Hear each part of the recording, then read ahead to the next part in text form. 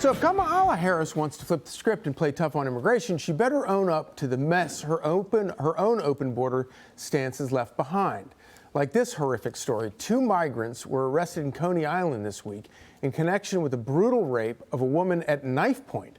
The victim is telling the New York Post, quote, "He didn't try to rape me, he tried to kill me. I kept telling him God was watching." You can expect to see a lot more of these crimes, criminal immigrants roaming the streets if Kamala wins in November. Check out this resurfaced clip of Harris on detention centers. I want to know, when you become president, would you be committing to close immigration detention centers? Absolutely, on day one. On day one. So, Harold, listening to the X thing last night, Elon Musk was talking about how he doesn't consider himself a conservative. He considers himself common sense. This is the sort of thing I think he's talking about.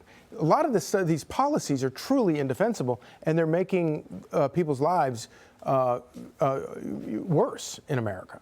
Look, all violence, regardless of committed by anybody, is tragic and unacceptable. This issue of migrants coming into our cities across the country committing these crimes touches a chord with us even more because these people are not American citizens, and there's questions about whether they should be here or not. My belief on Vice President Harris is she's going to have to answer these questions. Talk about what she did, what she learned, and how she would be different, and then the American people are going to be their ultimate judge and ultimate arbiters of whether or not they believe she's telling the truth. I do think that it's only fair, and I think Americans will be fair, the country will be fair as they listen to her, and they will judge to see if she's being authentic. If she's being ambitious in saying these things, I think she will be penalized.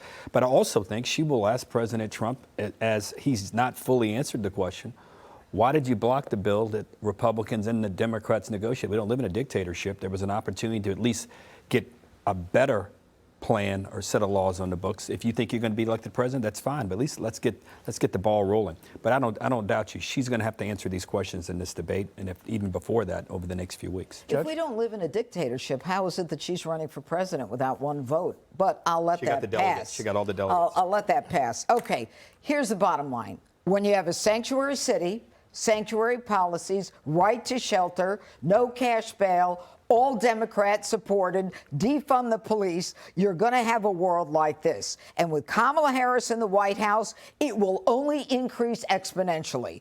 All you have to do is see the passion in that woman's voice when she said on day one, I'm going to close those migrant centers.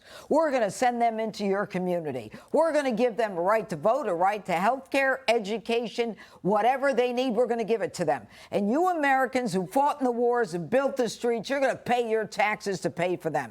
And you know what? She says in 2019, when she was running for president for a second, she said, on day one, I'll secure the border. Well, you've been sitting in that White House for 3.5 years. What the hell have you been doing about the border other than yapping and laughing about it? Because these crimes, as if they're not vicious enough, are being continuously repeated. The same predators, for example, the one who raped the woman, threw her dead, 46 years old, threw her on the ground, put a knife to her throat, while his buddy, talking about aiding and abetting, took a metal pipe to her boyfriend. The same guy just got out of prison for rape 2 months earlier. All right. And right before that, this same young guy named Vanilla, he's 24 years old. He also was charged with public lewdness in New Jersey. These are people, I know I got to wrap. These are people who don't belong in this country. Is there any way that Harris can spin this? Well, all of that brings us to her record as vice president. So all the things she said she would do happened. Why? Because Biden put them forward. They did 94 executive orders. She was part of that. But recently, her team has tried to say she's distancing herself from Biden. But guess what happened? When asked about that, Karine Jean-Pierre yesterday said, oh, actually, Kamala has been Biden's critical partner on everything. And then she helpfully reminded everyone that Kamala was the last person Biden spoke to before he made the fateful decision to leave our people hanging in Afghanistan. So Biden's team is not going to let her go away quietly either. So, but you couldn't have predicted that criminals would come into the country if you opened the borders, right? No, that would never happen. This is a double whammy. You have illegal immigration and you have crime put together. It's like a Reese's peanut butter cup of preventable misery. But I don't see this as a political issue. I never have. It's an issue of boundaries in civil life. If you look at crime, if you look at the border, if you look at biology, if you express concern over the loss of boundaries in any issue, you are perceived as being oppressive.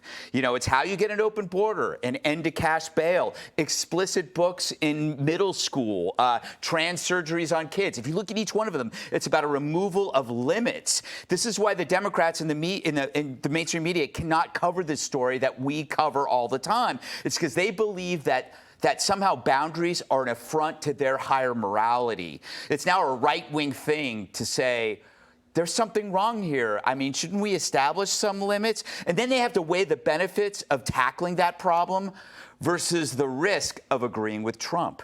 So they would much rather let people suffer than be seen on the side of Orange Hitler. That's from Gutfeld, the great respecter of boundaries. You know it, buddy. Okay, coming I up. always ask for consent with you, Charlie. Stop. Click here to subscribe to the Fox News YouTube page to catch our hottest interviews and most compelling analysis. You won't get it anywhere else.